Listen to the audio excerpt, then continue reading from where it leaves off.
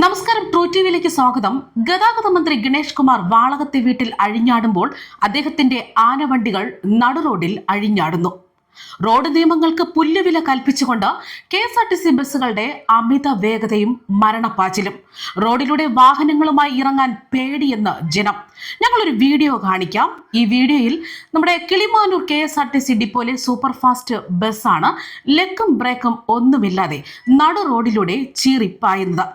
തിരുവനന്തപുരത്തേക്കാണ് യാത്രയെങ്കിലും കോട്ടയം മുതൽ ഏകദേശം തിരുവല്ല വരെയുള്ള ഭാഗം വരെ മാത്രം നോക്കിയാൽ ഏറെ അപകടകരമായ ഡ്രൈവിംഗ് എന്നത് വ്യക്തമാണ്. നോക്കുക, നിരതെറ്റിച്ചെത്തിയ KSRTC ബസ് മറ്റൊരു വാഹനത്തെ വളരെ അപകടകരമായി തന്നെയാണ് ഓവർടേക്ക് ചെയ്യുന്നത്.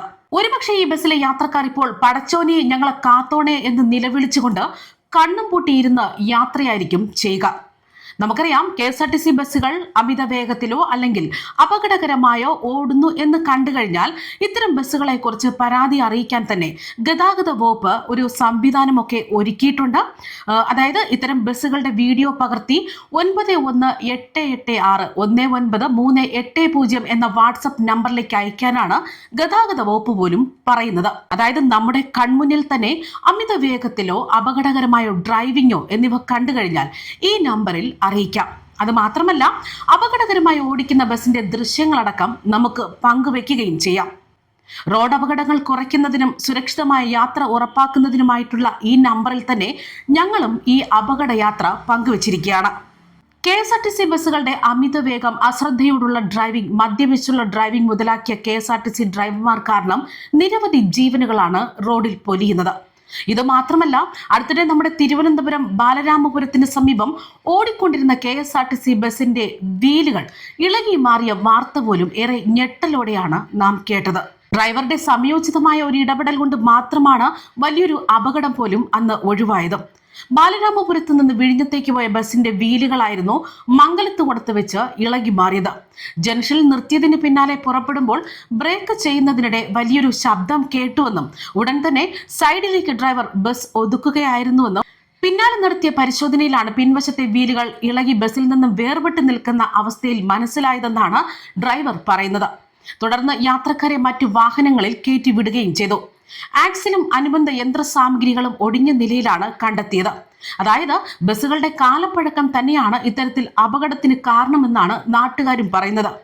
പിന്നെ പറഞ്ഞിട്ടൊന്നും കാര്യവുമില്ല. KSRTC ബസ്സുകളുടെ കാര്യം അന്വേഷിക്കേണ്ട നമ്മുടെ ഗതാഗത മന്ത്രി പെണ്ണ് പിടിക്കാൻ നടന്നാൽ ഇതല്ല ഇതിനപ്പുറവും KSRTCയിൽ നടക്കുമെന്ന് സത്യമാണ്. അതേസമയം മന്ത്രി ഗണേഷ് കുമാറിനെ കാണാൻ പാടില്ലാത്ത സാഹചര്യത്തിൽ കണ്ടെന്നും എല്ലാ തെളിവുകളും തന്റെ കയ്യിലുണ്ടെന്നും ഭാര്യ ബിന്ദു മേനോൻ വെളിപ്പെടുത്തിയതോടെ ഗണേഷ് കുമാറിന്റെ മന്ത്രിസ്ഥാനം തെറിക്കുമെന്ന വിവരങ്ങളും പുറത്തുവരികയാണ്. ഇക്കഴിഞ്ഞ നാളിലാണ് ഗണേഷ് കുമാറിന്റെ ഭാര്യ ബിന്ദു മേനോൻ വീട്ടിൽ വെച്ച് തനിക്ക് മോശം അനുഭവം ഉണ്ടായെന്നും മന്ത്രിയുടെ സഹായികൾ ചേർന്ന് തന്നെ തടഞ്ഞു വെച്ചുവെന്നും തനിക്ക് എന്തെങ്കിലും സംഭവിച്ചാൽ അതിന്റെ ഉത്തരവാദി ഗണേഷ് കുമാർ ആയിരിക്കും എന്ന് വ്യക്തമാക്കിയത്.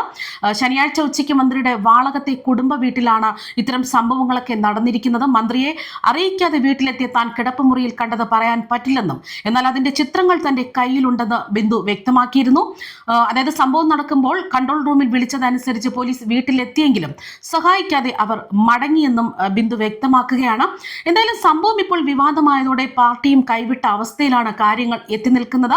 മന്ത്രി ഗണേഷ് കുമാറിനെതിരെ ഭാര്യ ബിന്ദു മേനോൻ ഉന്നയിച്ച ഗുരുതര ആരോപണങ്ങൾ അദ്ദേഹത്തിന്റെ രാജിയിലേക്ക് തന്നെ നയിക്കുമെന്ന വിവരങ്ങൾ പുറത്തുവരികയാണ്.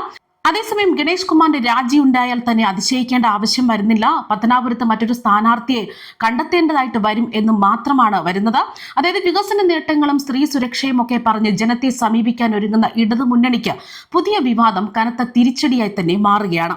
സംരക്ഷിക്കാൻ ശ്രമിച്ചാൽ അപഹാസ്യരാകുമെന്ന വിലയിരുത്തലാണ് ഘടകകക്ഷികൾ പോലും. ചിലർ CPM നേതൃത്വത്തെ ഇത് അറിയിച്ചിട്ടുമുണ്ട്. CPMലും ഈ അഭിപ്രായത്തിന് തന്നെയാണ് മുൻതൂക്കമെന്ന വിവരങ്ങളുണ്ട്. അതായത് കോൺഗ്രസിൽ തന്നെ രാഹുൽ മാങ്കൂട്ടത്തിൽ വിഷയത്തിലും നടിക്കേസിലും അവൾക്കൊപ്പം നിന്ന സർക്കാർ ഗണേഷ് കുമാർ കാരണം ഊരാക്കുടുക്കിൽ പെട്ടു എന്ന അവസ്ഥയിലാണ്. തെരഞ്ഞെടുപ്പൊക്കെ അടുത്തിരിക്കെ സ്ത്രീ സുരക്ഷയുടെ പേരിൽ വൻ പ്രചരണമാണ് സർക്കാർ നടത്തിവരുന്നത്. കഴിഞ്ഞ ദിവസം തന്നെ സർക്കാർ പരസ്യത്തിൽ മോഡലായി എത്തിയത് ആക്രമിക്കപ്പെട്ട നടിയായിരുന്നു. അതായത് മന്ത്രിസഭാ യോഗത്തിൽ തന്നെ ഗണേഷ് കുമാറിന്റെ രാജി ഉണ്ടാകുമോ എന്ന് തന്നെയാണ് രാഷ്ട്രീയ കേരളവും ഉറ്റുനോക്കുന്നത്. മുഖ്യമന്ത്രിയെ നേരിട്ട് കണ്ട് തന്റെ ഭാഗം ന്യായീകരിക്കാൻ ഗണേഷ് കുമാർ ശ്രമം നടത്തുകയാണ്. മറ്റ് കക്ഷി നേതാക്കളെയും ബന്ധപ്പെടുന്നുണ്ട്. NSSുമായി സർക്കാരിനെ അടുപ്പിച്ച ഗണേഷ് കുമാറിനെ കൈവിടാൻ മുഖ്യമന്ത്രി തയ്യാറല്ല എന്നും വിവരങ്ങളുണ്ട്. എന്നാൽ കാര്യങ്ങളെല്ലാം മുഖ്യമന്ത്രിയുടെയും മകളെയും ധരിപ്പിച്ചുവെന്നും ബിന്ദു മേനോൻ വെളിപ്പെടുത്തിയ സാഹചര്യത്തിൽ മുഖ്യമന്ത്രിക്ക് ഒഴിഞ്ഞു മാറാൻ കഴിയുമെന്ന് തോന്നുന്നില്ല. രാജി ആവശ്യപ്പെട്ടേക്കും എന്ന് തന്നെയാണ് വിവരങ്ങൾ. അതായത് പ്രതിപക്ഷ നേതാവ് VD സതീശൻ, മുൻ പ്രതിപക്ഷ നേതാവ് രമേശ് ചെന്നിത്തല, തിരുവഞ്ചൂർ രാധാകൃഷ്ണൻ തുടങ്ങി പ്രതിപക്ഷത്തെ പ്രമുഖർ മന്ത്രിസഭയിൽ നിന്ന് ഗണേഷ് കുമാറിനെ പുറത്താക്കണം എന്ന് തന്നെ ആവശ്യപ്പെട്ട് കഴിഞ്ഞിരിക്കുകയാണ്. അതായത് ആദ്യ ഭാര്യ യാമിനി തങ്കച്ചി നൽകിയ പരാതിയിലാണ് UDF മന്ത്രിസഭയിൽ നിന്ന് ഗണേഷിന് പുറത്തു പോകേണ്ടി വന്നത്. രണ്ടാമത്തെ ഭാര്യ ബിന്ദു മേനോനും അതേ പരാതി ഇപ്പോൾ ഉന്നയിച്ചിരിക്കുന്നു. അതുകൊണ്ട് തന്നെ നിലവിൽ ഗണേഷ് കുമാറിന്റെ രാജി ഉടൻ തന്നെ ഉണ്ടാകും, അല്ലെങ്കിൽ ഗണേഷ് കുമാറിന്റെ മന്ത്രിപദം തെറിക്കുമെന്ന വാർത്തകളും ഇപ്പോൾ പുറത്തുവരികയാണ്. സോളാർ കേസുമായി ബന്ധപ്പെട്ട ആരോപണങ്ങളെ മുൻനിർത്തി UDF നേതാക്കളെ സദാചാര വിരുദ്ധമെന്ന് മുദ്രകുത്തിയാണ് 2016 LDF തിരഞ്ഞെടുപ്പിനെ നേരിട്ടത്. അന്ന് ഉമ്മൻചാണ്ടിയെ പോലും ആരോപണ മുനയിൽ നിർത്തിയതിന് പിന്നിൽ ഈ ഗണേഷ് കുമാർ ആയിരുന്നു എന്ന് തന്നെയാണ് കോൺഗ്രസ് നേതൃത്വവും ആരോപിക്കുന്നത്. അടുത്തിടെ ഉമ്മൻചാണ്ടിയുമായി ബന്ധപ്പെട്ട ഗണേഷ് കുമാർ നടത്തിയ ചില പരാമർശങ്ങൾ ഏറെ വിവാദത്തിനും ഇടയാക്കിയിരുന്നു. ഉമ്മൻചാണ്ടിയുടെ കുടുംബവും അതിൽ പ്രതികരിച്ചിരുന്നു. ഇതിന് പിന്നാലെയാണ് ഇപ്പോൾ ഇത്തരത്തിൽ വിവാദങ്ങൾ പൊട്ടിപ്പുറപ്പെടുന്നത്. News desk true TV.